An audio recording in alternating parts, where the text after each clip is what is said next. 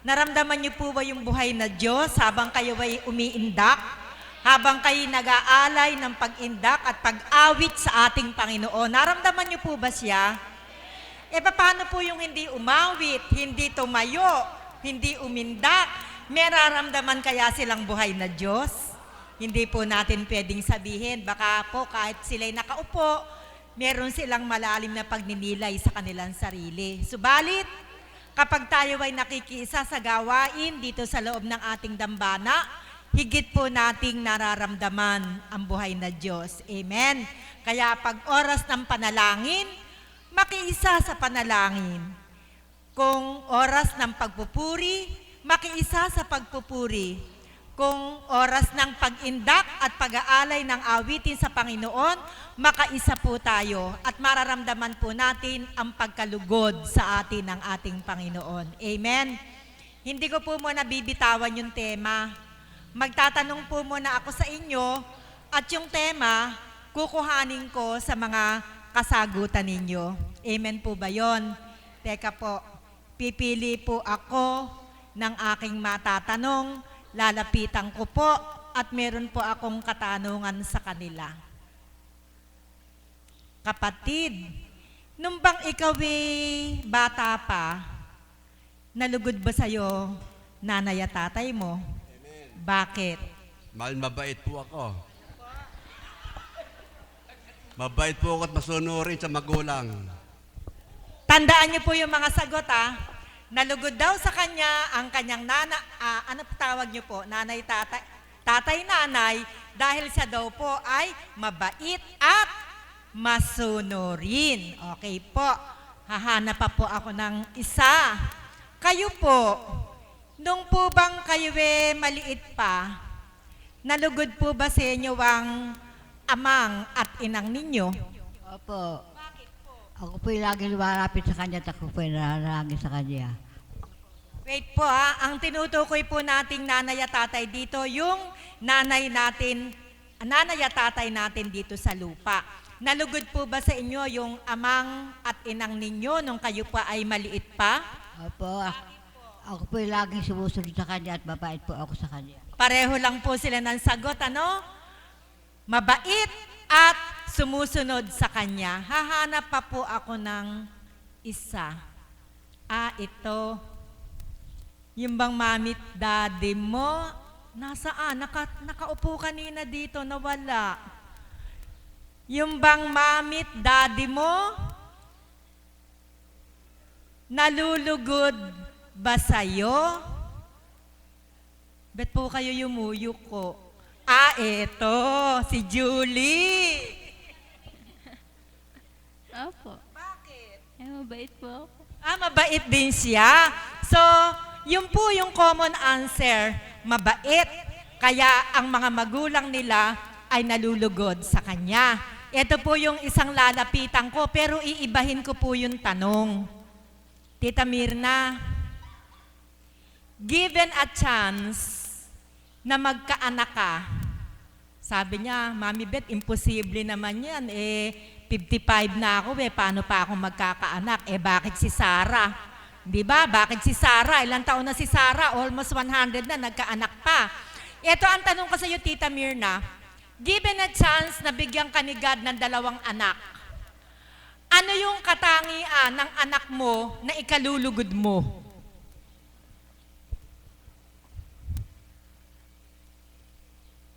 Siyempre po, katotohanan, kung loloobin ng ako'y magkaanak, ikalulugod ko po kung magiging masunurin ang aking mga anak.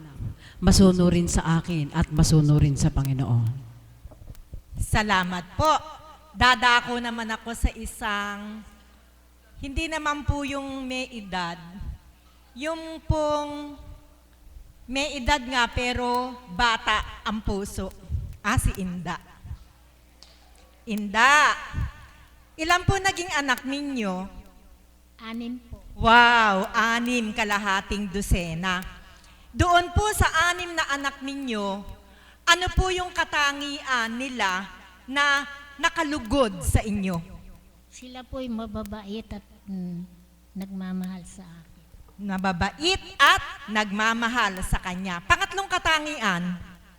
Pangatlong, Mabait, nagmamahal sa inyo. Isa pa. masunurin. Okay, masunurin. Meron po ba kayong napansin na common answer dun sa mga sumagot?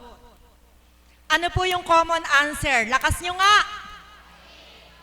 Yung common answer na nakalamang sa mga sagot nila, masunurin. Ano po yung masunurin sa Ingles?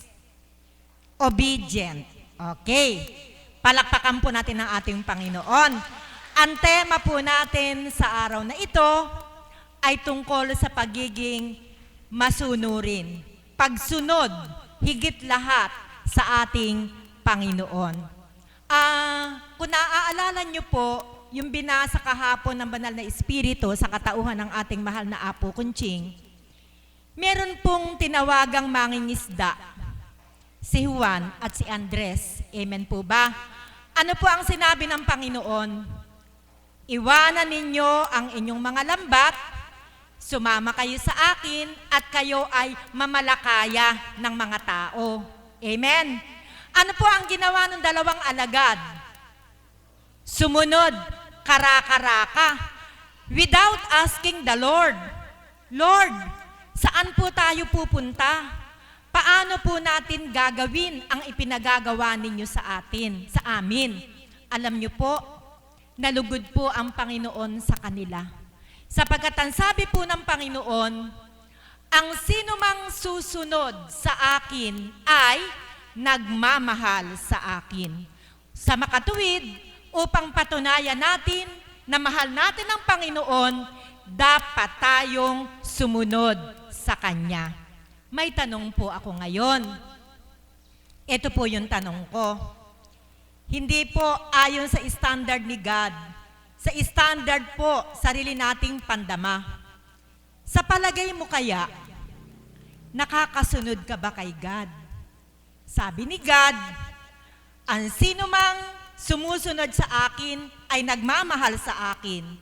At ang sino mang sumusunod at nagmamahal sa akin ay kalulugdan ko. Amen? Kaya po pala ang mahal na Apo Kunching kinalugdan ng Panginoon. Sapagkat siya ay natutong sumunod sa Panginoon. Nagkaroon ng panawagan sa mahal na Apo Kunching upang siya ay maglingkod.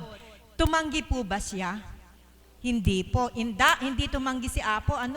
Nung una, ang naging pagtanggi lamang ni Apo, yung pag-aalinlangan niya, ayaw niya kasing siya ay, pagsabihang siya ay, nasisira ang ulo. Kaya po kung nabasa niyo po yung aklat na sa piling ng Espiritong Banal, nung mga unang araw na ang Espiritu ay dumadaloy sa kanya, pinasasara niya yung mga bintana at pintuan ng kanilang bahay. Bakit? Baka daw siya masilip ng mga kapitbahay. Sabihin daw ng mga kapitbahay, siya ay nababaliw, nasisiraan ng ulo. Subalit sa ganun pa man, hindi niya inalintana at siya ay sumunod sa Panginoon. Hindi lamang po ang mahal na Apo Kunching ang maaaring kalugdan ng ating Panginoon. Sapagkat ang sabi ng Panginoon, ang sino mang susunod ay nagmamahal sa akin. At ang sino mang susunod at nagmamahal sa akin ay kalulugdan ko. Gusto niyo po bang kalugdan kayo ng Panginoon? Siyempre naman, gusto nating kalugdan tayo ng Panginoon. Ano po ang ginagawa ninyo kapag nalulugod kayo dun sa anak ninyo? Halimbawa, 2 anak ninyo. Yung isa, hindi ko po gagamitin yung salitang paborito. Yung isa, masigit ninyong kinalulugdan. Ano po ang ginagawa ninyo doon sa anak ninyo na kinalulugdan nyo? Ano po ginagawa nyo? Pag nalulugod kayo sa anak ninyo, anong ginagawa nyo? Pipili po ako ng, ito po, si Tito Marcos. Pag po nalulugod kayo sa anak nyo, ano pong ginagawa nyo? Kinukomfort ko po siya, pinapakita ko po sa kanya talaga yung pagmamahal ko sa kanya. Dahil unang-una, sumusunod siya sa akin, Kaya sobra yung pagmamahal ding ipinakikita ko sa kanya. Yon, sobra yung pagmamahal na ipinakikita niya. Tito, ikaw, pagka nalulugod ka sa anak mo, anong ginagawa mo? Binibigay ko po todo suporta sa kanya. Full support ang ibinibigay niya. Si Tito, full support ang binibigay niya sa anak na kinalulugdan niya dahil masunurin. Si Tito Marcos, todo-todong pagmamahal ang ibinibigay niya sa anak na masunurin at nagmamahal sa kanya. Mga kapatid, kung bilang tao, ganyan ang ginagawa ninyo. Higit ang ating Panginoon. Pag siya'y nalugod sa atin, ganon din ang gagawin. Todo-todong pagmamahal ang ibibigay niya sa atin. Palakpakan po natin ang ating buhay na Diyos. At todo-todong suporta ang ibibigay sa atin. Kaya kung nais nating tayo ay mahalin ng todo-todo ng ating Panginoon, suportahan ang todo-todo ng ating Panginoon, kailangan tayong sumunod sa Kanya. Amen? Ito po ang tanong ko ngayon. Bilang isang kaps, isang alagad, o isang tagasunod, naku, napakaganda nung tagasunod, ibig sabihin sumusunod ka talaga. Nakasunod ka na ba sa Panginoon? Ano-ano yung sa dating buhay, hindi mo nasusunod, subalit nang makarating ka dito, natuto ka ng sumunod. Kung meron pang hindi ka nasusunod, ano ang mga balakid at hindi ka nakasusunod. Kaya bilang panimula, tatawag po ako ng isang choir para marinig po natin kung sila ba'y nakasunod at kung hindi pa, ano ang mga balakid at hindi pa Tito Alan, nasa yung mga choir mo? 1, 2, 3, 4. Ibig sabihin sila lang yung nakakasunod.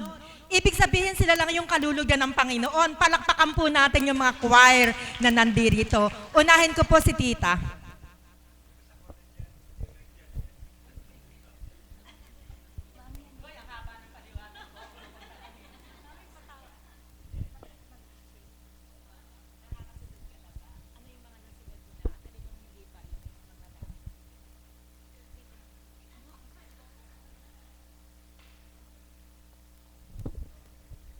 Buhay po ang Diyos.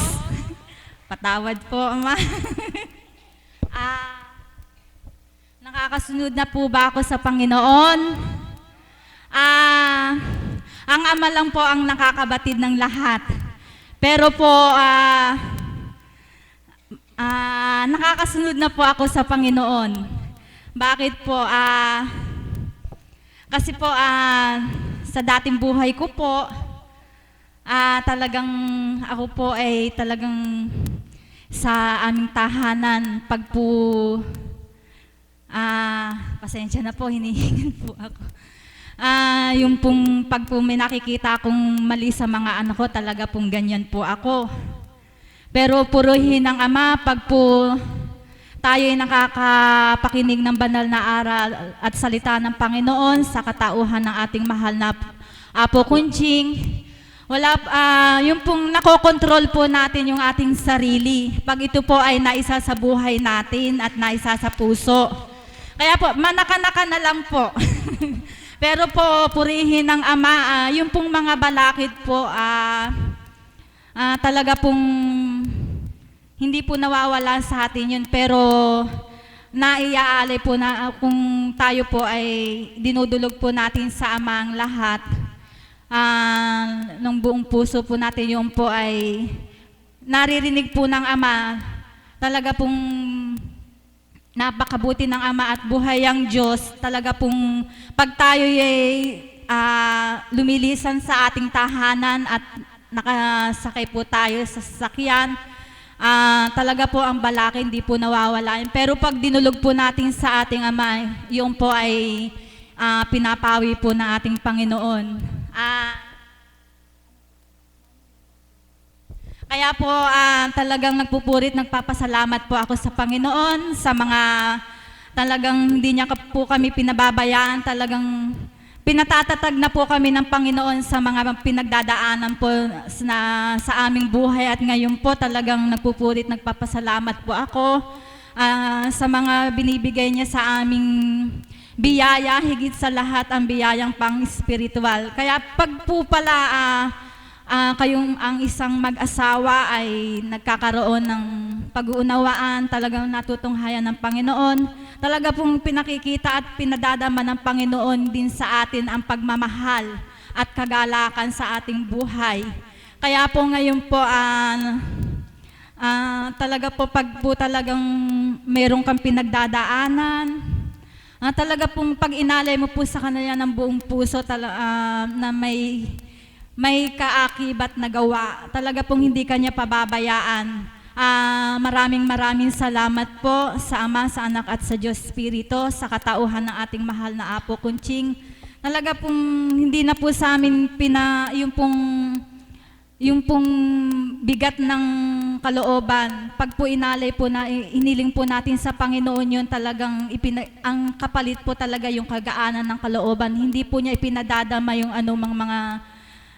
mga problema, yung mga pagdadalisay sa ating buhay. Kaya po mga kapatid, ito lang po ang ibibigay ko po sa inyo na talagang totoo po na talaga pag tayo humingi sa ating Panginoon at inalay natin ating mga dalahin, wala pong imposible sa Kanya, lahat ay posible. Kaya po maraming salamat po.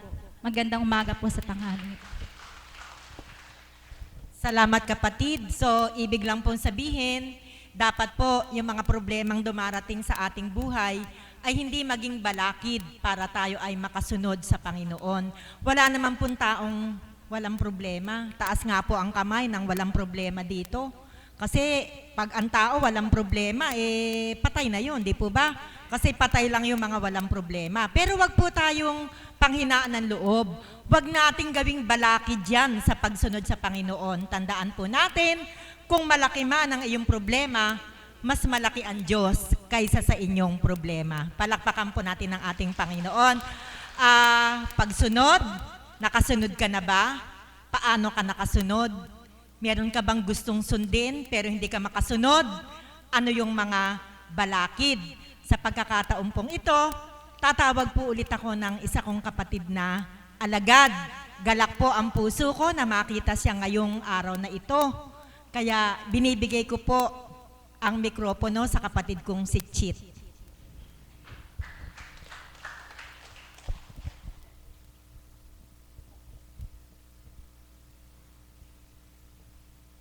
Magandang umaga po sa inyong lahat.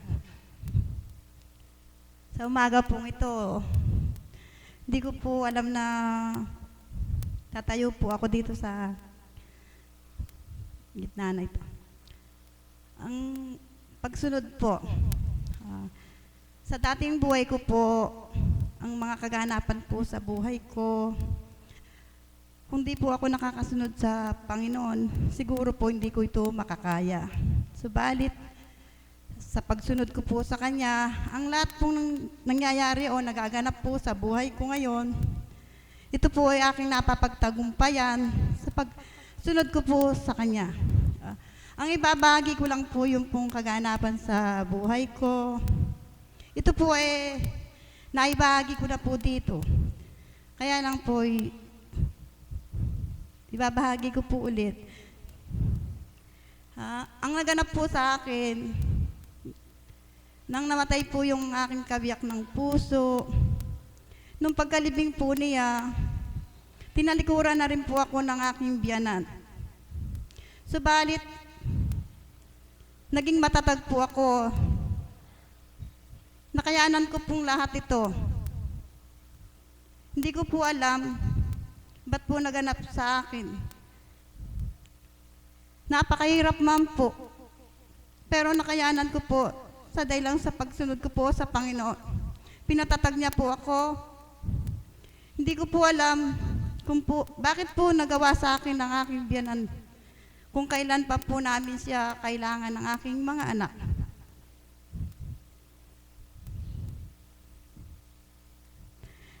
Ganun man po ang nangyari sa buhay ko. Patuloy ko po itong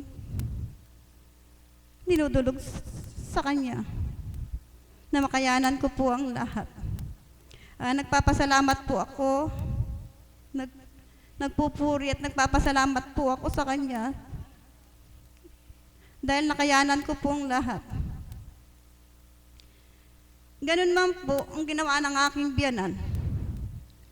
Tinalikuran po niya kami, pero ako po, hindi ko po magawang gawin ko po sa Kanya ito. Kung ano po yung ginawa niya sa akin hindi maganda, maganda naman po ang aking ginawa sa Kanya.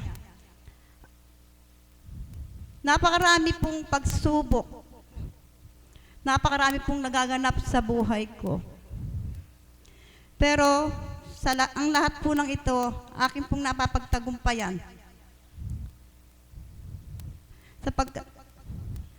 Sa bawat oras po, sa Kanya ko po ito ibinibigay, sa Kanya ko po ipinagkakatiwala ang lahat. Maraming salamat po sa lahat ng kaganapan sa buhay ko na nakakayanan ko po. Ito lang po at maraming salamat po. Salamat kapatid kung narinig niyo po ang kanyang pahayag. Maraming mga balakid, di po ba, sa kanyang pagsunod. Basta lagi po natin tatandaan yung sinabi ng Panginoon, ang sino mang susunod sa akin ay kalulugdan ko. So kung binigyan ka ng isang pag-aatas at hindi ka nakasusunod sa pag-aatas na ibinigay sa'yo ng Panginoon, kakalugdan ka kaya niya. So hindi ko po yan sasagutin, kayo po mismo sa kaisipan ninyo, ito ang gusto ng Panginoon na mangyari sa akin. Ito ang atas na ibinigay sa akin ng Panginoon. Nakakasunod ba ako? Kung ako'y nakakasunod, malulugod siya sa akin. Kung hindi, gagawin ko ang magagawa ko para ako ay kalugdan niya. Si kapatid po, ayon po sa inyong narinig, sa kabila ng mga balakid, nagsusumikap siyang makasunod. At ang kanyang sandata ay ang kanyang pagdulog o pananalangin. Ibig palang sabihin, kung merong mga hadlang sa ating pagsunod, ang magiging sandata natin para tayo makagoon, makasunod, ay ang pagdulog at panalangin sa ating Panginoon. Ang sabi ko nga, ang pagsunod sa aral ng Panginoon ay kalulugdan niya. At mga basic na aral na narinig ko sa Kanya, dito sa loob ng dambanang ito, kung ano ang masakit sa iyo, huwag mong gagawin sa kapwa mo. At kung ano ang iyong itinanim, siya mong aanihin. At kung ano ang iyong inutang, yun din ang kabayaran. Kaya sa sandaling ito, in relation doon po sa tema natin, tinatawagan ko po si kapatid na bunso para mag-alay po sa atin ng isang awitin. Pakinggan yung mabuti at kayo na po ang magnilay kung paanong ito ay nakaugnay sa ating tema.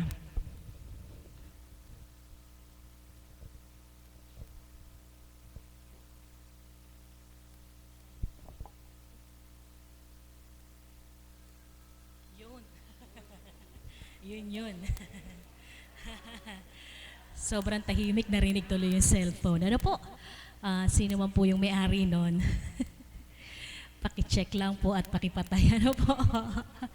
Tamang-tama naman po. Ano po? Breaking the silence nga po ako. Anyway po, ang tema po natin ay kung paano nga pong makasusunod sa ating Panginoon at ano yung mga balakid. Ano po, tumindig ako para hindi magbahagi, kung hindi po para awitin po ang awiting lupa. Sa akin po, pwede po bang konti lang? Ano po? Sa tingin ko naman po ay nandoon po yung pagsumakit po na makatalim at makasunod sa pag-aatas. Ano po? Kaya lang, syempre, bilang tao na merong mga, minsan may ginagampanan, ano po, medyo nalilate ng konti, pero pinipilit pa rin pong makahabol para makapagpuri sa Kanya. Yun nga po, ang mga balakid ay sadyang hindi mo nga po may iwasan kung minsan. Amen po ba yun? Nararanasan niyo po ba yun na tipo po bang kayo pagayak na saka pa kayo harangan? Ano po? Saka pa magkakaroon ng balakid upang kayo ay maantala. Subalit, mas makapangyarihan ang ating Panginoon, kaya sa tuwi na po, ganyan na lamang po ang paghahari niya sa inyo, kaya po tayong lahat ay nandito. Amen po ba? balakid. Sa bilang pagkatao po, ano po, na bilang nga pong sa tuwi na ay tumitindig dito, maaaring masasabi ko ang misang nagiging balakid ay dahil nga po may allergy ako, kagaya ngayon, tumutulo po yung pasintabi po, tumutulo po ang aking sipon. Marahil yun minsan ang nagiging sanhi kung minsan ay nag-aalinlangan po akong tumindig sapagkat yun nga po, na kapag kumati na yung aking lalamunan ay dire-diretso na, nabubuhay yung mga, yun nga po, pasintabi, ano po, o mga malagkit na ano. Subalit sabi ko nga po nung isang araw na pumasok ako sa kwarto ng mahal na apo na sabi ko nga panay ang ubo ko, bakit inuubo ka na naman? Sabi ko, lagi naman po, allergy yan. Opo nga po, anong ginagawa mo? Wala lang po, purihin ang ama ko. Pag naman tumitindig ako, nakakaawit ako, kaya pasalamatan at papurihan siya. Kaya po, yun po, marahil kung minsan, ano po, subalit sabi ko nga po ay makapangyarihan ng Diyos, kaya iyon, ninanasa ko rin naman na kahit papano ay makapaghandog, kaya gayon na lamang po ang patnubay at gabay niya sa akin. Kaya po, namnamin po ninyo ang awitin na napili po ng ating mahal na facilitator, Mami Beth Chico.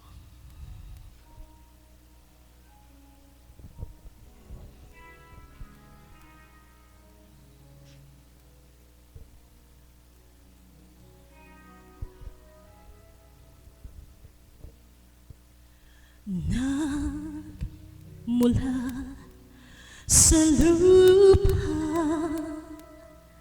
magpabalik na kusa ang buhay mo sa lupa nagmula.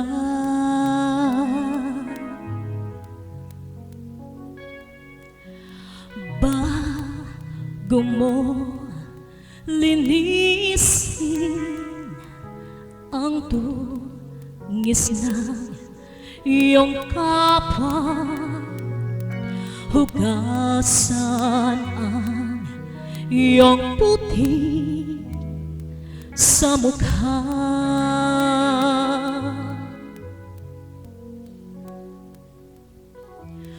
Kung ano ang di mo gusto, huwag gawin sa iba. Kung ano ang iyong inutang, ay siya rin kabayaran.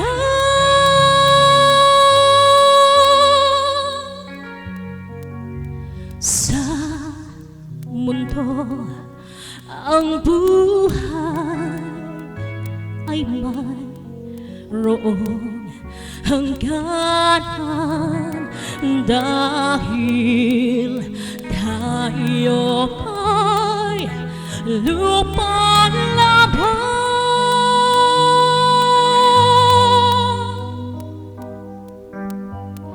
Kaya pilitin mong ika'y magbago habang may panahon, ika'y matuto.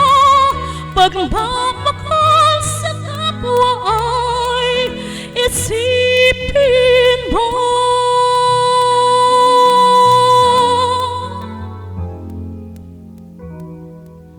Kung ano ang di mo gusto, huwag gawin sa iba. Kung ano ang iyong inutang, ay siya rin kabayaran.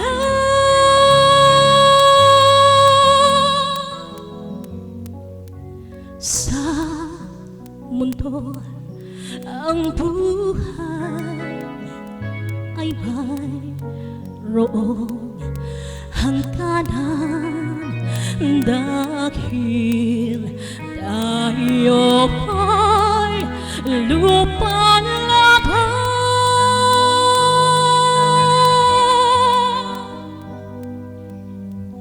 Kaya pilitin mong ika'y magbago habang may panahon, ika'y matuto. Pagmamahal sa kapwa ay isipin mo.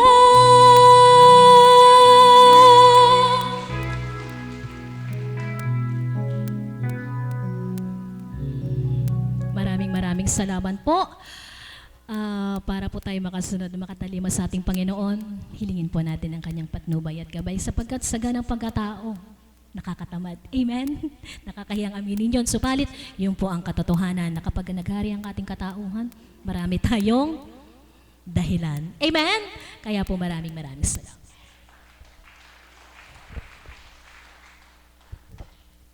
Salamat kapatid. Naramdaman niyo po ba yung lyrics ng awiting inawit para sa atin? Punong-puno ng espiritu. Ano po? Pagdating po ni Mother, sabi niya sa akin, Mami, bigat naman ng tema mo, daming tatamaan dyan. Wag po tayong masasaktan dahil ang nihahayag po dito ay katotohanan, di po ba? Kung kayo po ay dinama ang awiting inawit ng ating kapatid, pati po yung pagtipa ng piano, ibang-iba ang dating, ano? Napansin niyo po ba? Talagang nakaka-boost po ng espiritu kung buhay na buhay po ang inyong pandama. Dito po sa awit na inawit ng ating kapatid, 4 po ang habili ng Panginoon na dapat nating sundin. 4 po ha, buhat po dun sa awitin. Ano po yung una? Po? Ang masakit siya yung gagawin sa kapwa. Kung ano ang di mo gusto, huwag mong gawin sa iba. Yan po yung tinatawag na golden rule. Do not do unto others what you do not wish others do unto you. Pag masakit sa'yo, huwag mong gawin sa kapwa mo. Pag masama sa'yo, huwag mong gawin sa kapwa mo. Nasusunod ba natin yan? Kung nasusunod natin yan, payapa ang mundo. Payapa ang bawat isa sapagkat walang magkakasakitan ng damdamin. Kaya ito po ay basic na utos ng Panginoon na dapat nating sundin. Ang masakit sa'yo, huwag mong gawin sa kapwa mo. Isa pa. Maganda po yung ganito, nakaka-exercise ng utak. Ano po? Bago mo linisin ang mukha sa mukha mo, linisin mo muna ang sarili mong mukha. Palakpakan po natin ang ating Panginoon. Bago mo linisin ang dungis ng iyong kapwa, hugasan ang putik sa mukha. Yon. Ibig sabihin, huwag kang manghusga. Bago ka manghusga, tingnan mo muna kung hindi ka kahusga-husga. Kung kahusga-husga ka, huwag ka ring manghusga. Pangatlo, nakakadalawa na tayo, no? Dalawa na po, ano? Huwag mong gawin sa'yo, sa kapwa mo ang hindi maganda para sa'yo. Bago mo linisin, ang dungis ng iyong kapwa ay hugasan ng iyong putik sa mukha. Pangatlo, kung ano ang iyong inutang ay siya ring kabayaran. Kaya pag nagpautang ka ng masakit, ano babalik sa'yo? Masakit. Magpautang ka ng mabuti, anong babalik sa'yo? Mabuti. Kaya ganun lang po yung rule of life. Gumawa ka ng mabuti, aani ka ng mabuti. Gumawa ka ng masama, aani ka rin ng masama. At yung huling-huling line, pagmamahal sa kapwa ay isipin mo. Yun po yung pinakamaganda sa lahat. Pagmamahal sa kapwa, ang lagi nating iisipin. Kasi pag nagawa natin yung ika-4 na utos ng Panginoon ayon dun sa awitin, napakaganda na ng magiging relasyon natin sa Kanya. Kaya, huwag tayong mag-isip na kung ano-ano pa. Kaya po ipinaawit sapagkat yung 4 na napaka-importanting utos ng Panginoon na dapat nating sundin, nakapaloob dun sa awitin. Kaya habang kayo ay naglalaba, mga nanay, awitin niyo yung awit ni, sino ba ang awit nun?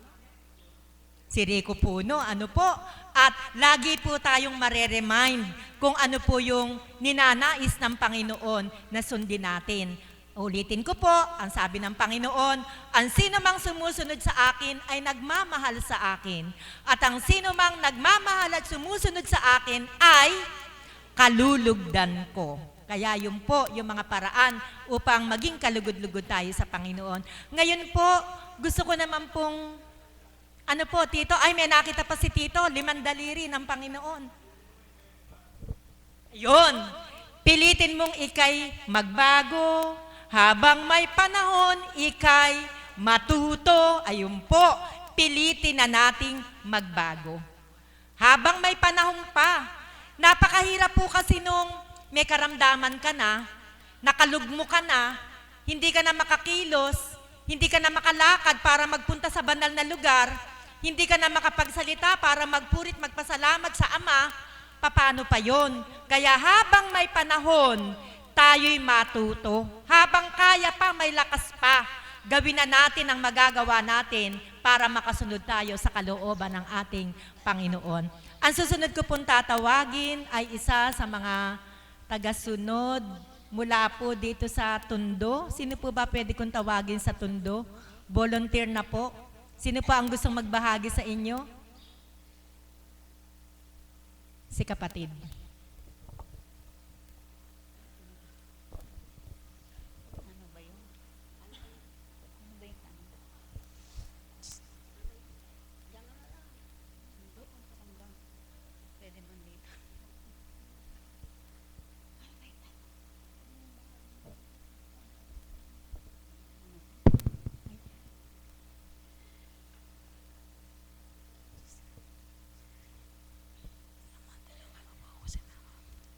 Magandang umaga po sa inyong lahat. Hindi ko po alam na ako itatayo po rito. Kasi, ang ibabahagi ko lang po sa inyo yung mga nagaganap po sa akin. Kung hindi po sa Panginoon, hindi ko po lahat malalakpasan ng aking mga problema. Salamat po sa Kanya. Nananalig po ako sa Kanya na lahat ng aking mga problema ay mawawala. Sa pool po nung ako inapunta po rito, nung dati po hindi ko po alam kung paano po ang pagsunod sa Panginoon. Kumbaga sa ano po, ngayon lang po ako barang isinilang.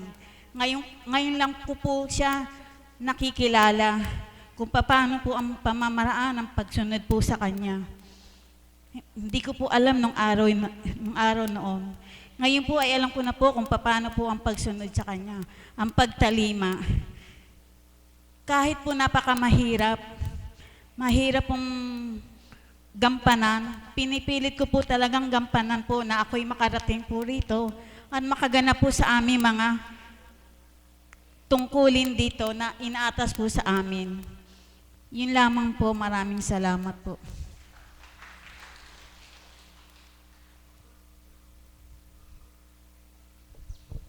Salamat kapatid sa iyong pahayag. Nawa ay patuloy tayong patnubayan ng ating Panginoon upang tayo ay makasunod sa Kanya at the end, tayo ay kalugdan niya.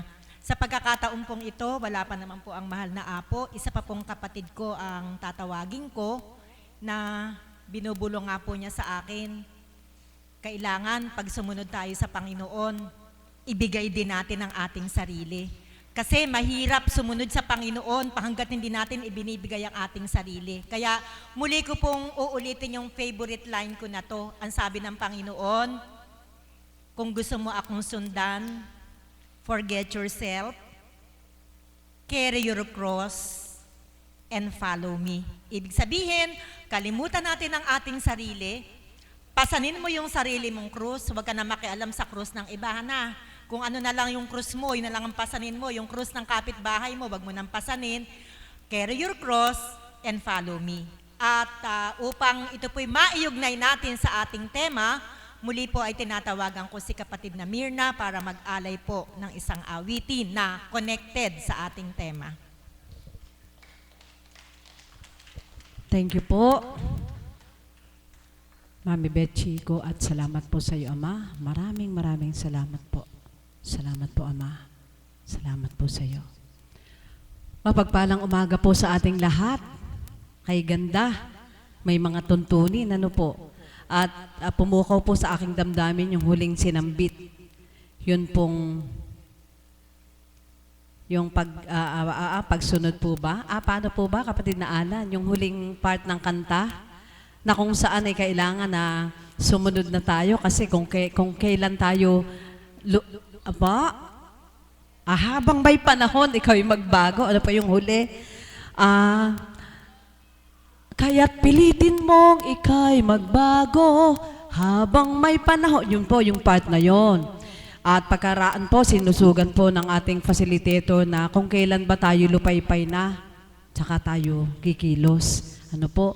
Napakagagandang halimbawa. Kaya iniugnay at iniangkop ko po sa aking buhay na kung paano tinatawagan ako ng Panginoon sa pag-aalay ng awitin, kung kailan po ba wala na talagang tinig na ibigay at binawi na. Gaya po, nung nakaraang panahon, di po ba binawi? Halos 1 linggo, 2 linggo, binawi po. At ngayon, unti-unting ibinabalik. Kaya, doon ko po inaangkop yung aking sarili kung papaano. At doon naman po sa mga balakid, sa unang buhay po, ang nagiging balakid sa akin, kaya hindi ako makasunod, yung pagiging pagkatao kong ugali. Ito po isang pagpapakatotoo, pag ako po ay nagalit sa kabiyak ng puso, kung kailan po yung papasok na kami, 2 bagay po, kundi yung takutin niya ako na hindi ako maglilingkod. Ako po yung natatalo. Subalit purihin ng Diyos, nang dahil nga po sa pag-aalay ng sarili at pagsunod sa Panginoon, awa ng Diyos, sa patuloy na pagtityaga sa akin ng Panginoon, nararamdaman ko pong ako'y nakasusunod, bagamat mayroon pang mga bagay na batid kong hindi pa. Kaya po sa pagkakataong ito, nais ko pong alayan ng awitin kayong lahat, ang mga kapatid nating walang sawang sumusubaybay through internet at lalo tigit sa ating Ama.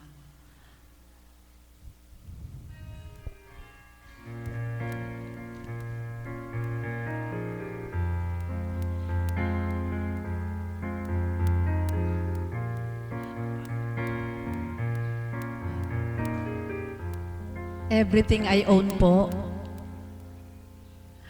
Pero bakit po kaya tinugtog yun? Kasi, and I love her, and I love him. Mahal ko po siya. Mahal ko po ang Panginoon. Kaya gusto kong maibalik sa Kanya at maibigay naman ang aking sarili.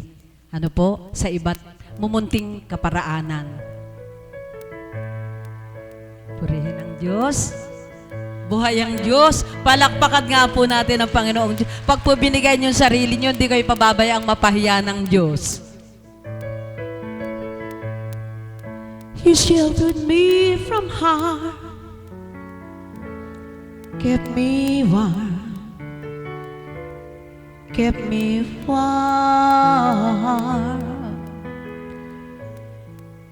You gave my life to me, set me free,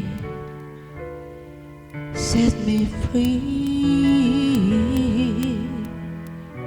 The finest years I ever knew were all the years I had with you, and I would give everything I own, give up my life, my heart, my home, and I would give everything I own just to have you back again. You taught me how to love,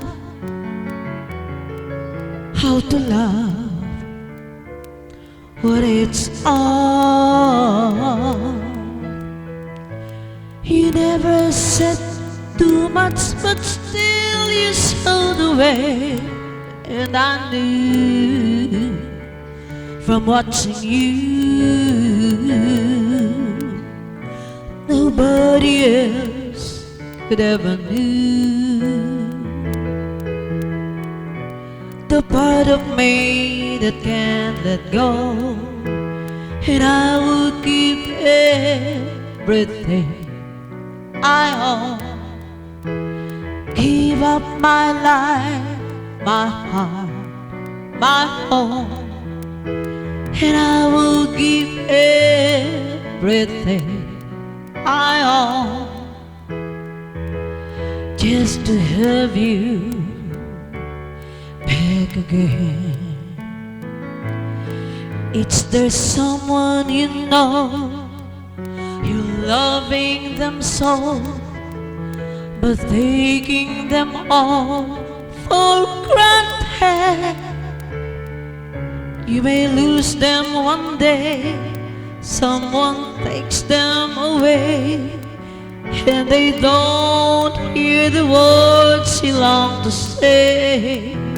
And I would give everything I own, give up my life, my heart, my home, and I would give everything I own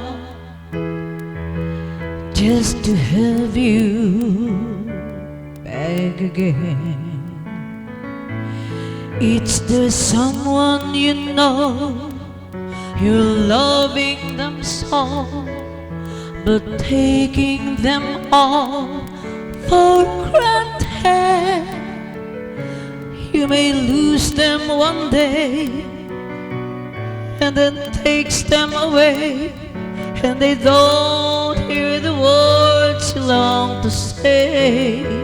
And I will give everything I own, I'll give up my life, my heart, my home, and I would give anything I own just to have you back again,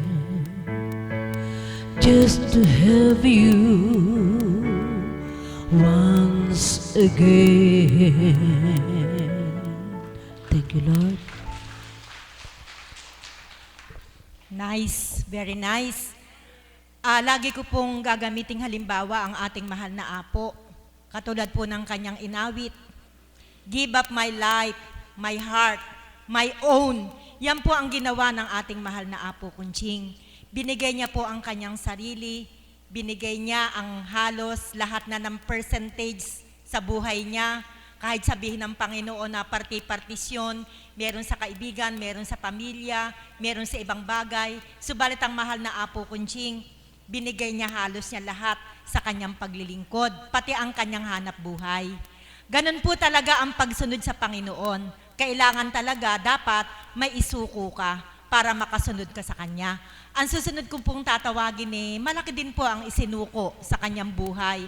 Dati nga po, kung narinig nyo na po yung introduction ko sa kanya ng mga nagdadaang araw, ang laki po niyang kumita dati. Isang dilang po sa kanilang hanap buhay. Malaking halaga ang kinikita niya. Subalit ito ay iniwanan niya. Ipinagpalit niya sa kanyang gampanin dito sa dambana na hindi po biru-biruan ang kanyang ginagampanan sapagkat siya ang tumatayong mother ng lahat ng mga alagad. Kaya bilang mother, ano man ang kulang sa bahay, ano man ang kulang sa tahanan, siya yung nag-iintindi. Pero sa kabila noon, tumutupad siya, sumusunod siya sapagkat ang nais niya, kalugdan siya ng Ama. Sino nga po ba ang hindi talaga matatats na ginawa niya sa buhay niya? Sabi ko nga po, ang ganda ng sweldo. Kasi po expert po siya Kung gusto niyo pong swertihin kayo sa negosyo, tawagin niyo po siya at ipupunsoy po niya yung bahay ninyo. Siyempre po, yung mga punsoy expert, yung iba para talagang maging maayos yung building na patatayo nila, kung saan ang pinto, saan ang bintana, talagang umuupa po ng malaki. Pero sinuko po niya yan sapagkat ang nais niya, makasunod siya sa ating Panginoon. Kaya sa sandaling ito, binibigay ko po sa inyo ang nagsuko ng halos lahat sa kanyang buhay, ang ating Mother of the House.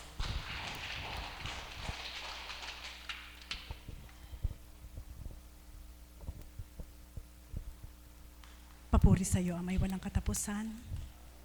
Muli sa araw na ito ay pinahintulot mo upang maghayag ng iyong katotohanan, ng iyong kadakilaan at kahiwagaan. na patuloy mong pinadarama sa aming iyong mga anak. At sa oras na ito, Ama, kung paano po silang tinawagan bilang mga anak mong naturingan, nawa ganap nilang maramdaman ang iyong paglingap at pagkalinga upang sila din ay makasunod para sa iyo sa pamamagitan ng mga aral mo sa katauhan ng inyong kinalugdan ng aming mahal na Apo Kunching na sa amin ay binigay mo upang masumpungan kang totoo. Amen. Buhay po ba ang Diyos? Purihin, purihin, dakilain ng ating Panginoon. Sabi ko kanina sa taas habang nagluluto ako, kumbaga sa salitang tao, napaka madugo naman yung tema ni Mami Beth. Ano po? Subalit kung atin pong hihimayin, bilang pagkatao mahirap gawin. Amen? Ngunit, kung tayong lahat po ay tinatanggap natin na ang tutupad ay ang banal na Espiritu, walang mahirap. Amen? Buhay po ba ang Diyos? Bago po ako ipahayag kung paano yung pagsunod ko sa Diyos, gusto ko lang pong bigyan ng dalawang mukha ang pagsunod. Kapag hinimay-himay po natin yung salitang pagsunod sa ating Panginoon, at ito po yung ipinunla natin sa ating puso na siya rin ang gagawa, palagay ko po ito isang regalo, Mami Beth. Regalo po ito nakaloob ng banal na Espiritu sa bawat isa sa atin. Ngunit, sa kabila ng regalong ito, naroon pa rin yung halos na itutupad lang yung 30%, yung 70%, taong-tao pa rin. Amen? Kung dili kaya, 50-50, yung 50% tao, 50% bahagi ng Diyos, minsan, mas lamang pa rin natatalo ang para sa Diyos. Amen? At yun po yung aking nasuri sapagkat wala po kayong kamalayan kung naririnig niyo po ang pagbabahagi ni Mami Beth mula sa simula, nung una pa man, kung kayo'y nagsusuri sa inyong pag-upo, sa inyong mga luklukan, higit po ang mga sumusunod sa Diyos. Buhay po ba ang Diyos? Amen po ba yon? Kaya, doon ko po nakita sa paghimay na itong dalawa na mukha ng pagsunod, kapag tao ang sinunod mo, marami dyan kasalanan o pagkakamali. Amen? Subalit kapag Diyos ang sinunod mo, na ipinunla sa puso mo, wala kang masasaktan. At sigurado, tuwid na landas ang tinatahak mo. Buhay po ba ang Diyos? At masasabi ko po na, sabi nga ni Mami Beth, iniwan ko, opo, sapagkat ipinadama sa akin ng Ama ang kalabisan ng tao. Bibigyan ko po ng mukha kung paano ako tumupad, sumunod sa gusto ng tao. Kagaya po ng sinabi ni Mami Beth, bilang expert po, demanding po ang tao Amen? Kapag ikaw ay sumunod sa kanila at binayaran ka ng salapi, kailangan gawin mo yung best. Dahil yun yung karunungan mo bilang pagkatao. Ngunit, hindi yun magkakaroon ng katuparan kapag ang gumagawa lang ng best ay yung nagtuturo. Magkakaroon lamang yun ng katuparan kung yung best na itinuro nung nagtuturo ay gagawin ng best nung tumatanggap. Buhay po ba ang Diyos? Amen po ba yun? Yan po.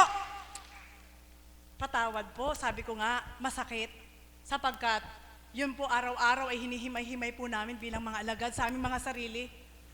Sapagkat sabi nga, nung narinig ko po ang mga tinanong sa mga tinanong, ano ang parehas na isinagot ng mga tinanong, masunurin ako, mabait ako, madali yung gawin, madali yung sambitin. Amen? Ngunit, sa dalawang mukhang ito, ano pa ang pagsunod pag tao ang sinunod mo?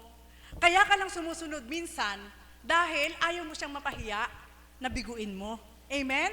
Ngunit, kapag sinuri mo, sa pagsunod mo na yon, at tao ka na sumunod, hindi mo alam sa likod nun may nasasaktan pa rin.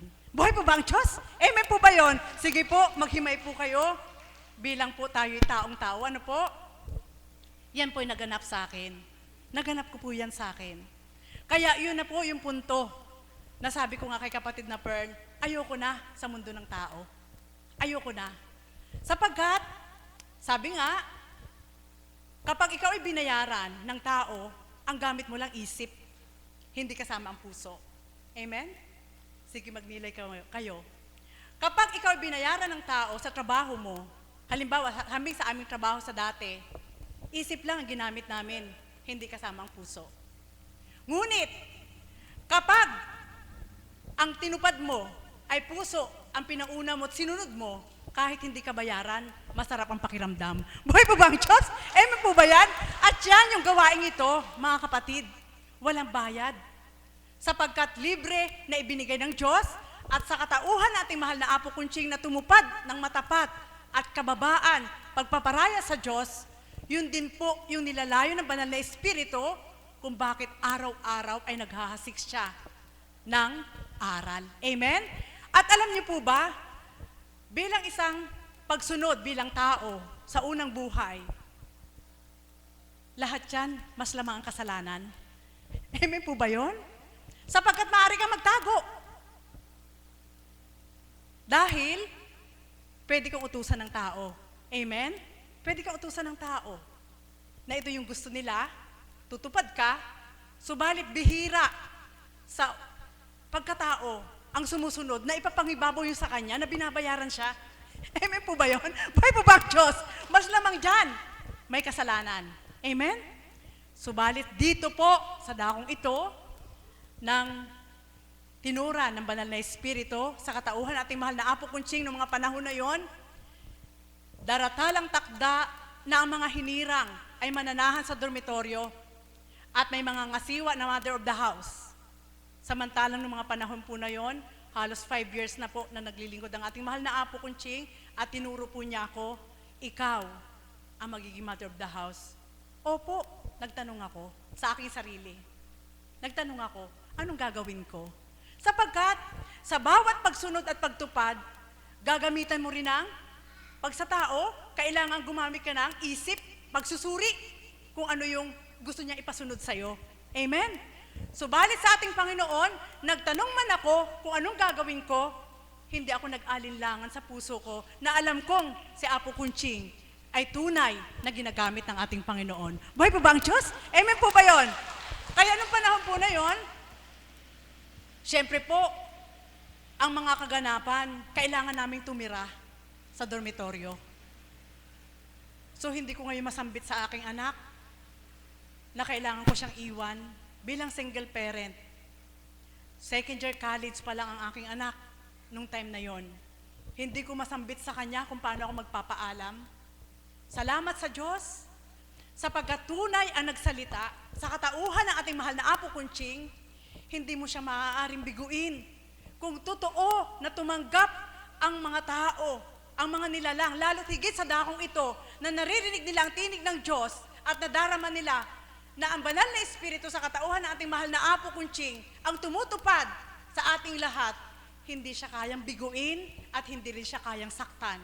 Buhay po ba ang Diyos? Amen po ba yun? Sige, magnilay po kayo, mga kapatid. Subalit, kahabag-habag nga po, sapagkat ang nagsusumikap na sumunod, ang matapat na tumutupad ang ating mahal na Apo Kunching, bakit mas lamang gustong-gustong saktan ng tao? Buhay po ba ang Diyos? Amen po ba yun? Alam niyo po, isa lang ang sagot doon. Hindi po tayo tumanggap pag sinasaktan po natin yung totoong tumanggap sa Diyos. Buhay po ba ang Diyos? Amen po ba yun?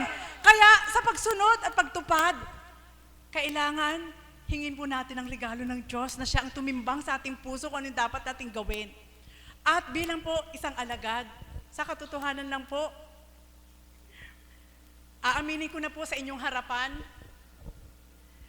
kung ang bibigyan lang po ng rating ay ang pagtupad na halimbawa hindi kasamang mahal na Apo at tayo-tayo lang, hindi nyo na ako makikita sa lugar na ito. Patawad po kung hindi po kasama ang mahal na Apo. Sapagkat, maging ako man po bilang tagasunod, bilang isang hinirang, syempre po bilang pagkatao, nangingibabaw at mangingibabaw sa kabila ng kawalan. Ngunit, dahil andyan ang mahal na Apo na tumutupad ng tapat sa Diyos, siya po yung nangingibabaw na nagiging salamin naming lahat bilang mga alagad at batid ko kayo rin upang manatili po kami na tumupad sa ating Panginoon. Buhay po ba ang Diyos? Bakit po ganun po ang nagiging kaukulan na pagtanggap sa puso at isip? Sapagkat mula sa simula, hindi po pinadama ng Diyos sa amin na tao siya na nagbahagi sa amin. Amen? Kaya kung lahat ng tumanggap sa dakong ito ay hindi pinalagay na tao ang nagbahagi sa kanila at ang pinalagay ay Diyos, hindi lilisanin ng dakong ito. Buhay po ba ang Diyos? Patawad po, sapagkat yun po yung pagsunod na tama kapag inatasan ka ng Diyos. Kaya sa dakong ito, may pattern, may tamang pattern na ibinaba ang Diyos. At yun ay sa katauhan nating mahal na Apo Kunching. At bilang isang mother of the house po, syempre po iba-iba ang gampanin. At kagaya ng sagot niyo po, nasasabi niyo po sa magulang niyo bilang tao kayong mabait akong anak. Opo, maaaring masambit ng lahat, mabait akong anak. Ngunit, ang pagtupad sa ating Panginoon at pagsunod, gagamitan mo rin ng pandaba. Amen? Tamang pandama. Tamang pandama. Sapagkat, minsan po, hindi po yun natitimbang ng bilang pagkatao kung walang magsasabi sa'yo o kung ikaw mismo sa sarili mo hindi mo masuri. Na akala natin sumusunod tayo sa Diyos, subalit ang dami mo na palang nasasaktan. Buhay po ba ang Diyos? Kaya mga kapatid, nawa po, sa pamamagitan po ng ating mahal na Apo Kunching, yan po ang ipinunla ng mahal na Apo Kunching sa pamamagitan ng kapangyarihan ng Banal na Espiritu sa aming mga buhay sa dakong ito. Kaya, sabi nga, ano man ang tukdi ng tao sa dakong ito, na sabihin nilang hindi kami totoo, puro ganyan lang sila, ang dami nilang sinasabi, patawad, hindi kami makikinig. Sapagkat ang Diyos ang nagpadama sa aming puso, ang Diyos din ang bubura kung ito ay marapat. Amen? Kaya habang kami naririto, habang ang mahal na Apo'y naririto, at tuwirang sa dakong ito ay nakipagtipan sa amin, hindi kami mangangako. Subalit habang ating mahal na Apo Kunching ay andyan, naririto din po kami. Muli, magandang umaga at maraming salamat. Salamat, kapatid na Marisa, sa iyong napakagandang pahayag. Nawa po ay nakintal po sa inyong kaisipan ang pagkakaiba ng pagsunod sa tao at ng pagsunod sa Diyos. Ang pagsunod sa tao, gagamitin ka lamang hanggang merong makukuha sa iyo, lakas, talino, at the end, iiwanan ka rin, maiiwan ka rin. Sapagkat ang ginamit mo lamang sa pagsunod ay ang isip at katawan. Subalit, pag ikaw ay sumunod sa Panginoon, hindi ka niya iiwanan, magpakailan pa man, magpakatotoo ka lamang sa Kanya. Sapagkat ang gagamitin natin sa pagsunod sa Kanya, hindi lamang ang isip at katawan, kundi idadagdag dito ang ating puso. At muli po, iiwanan ko po sa inyo ang gustong ikintal ng Panginoon sa ating kaisipan. Ang sabi niya, mga anak, kung mahal ninyo ako, sumunod kayo sa akin. Pag sumunod kayo sa akin, ako'y minamahal ninyo. At ang sino mang susunod at magmamahal sa akin, kalulugdan ko. Magandang umaga po at maraming salamat sa inyong pakikinig. Magsitayo na po tayo.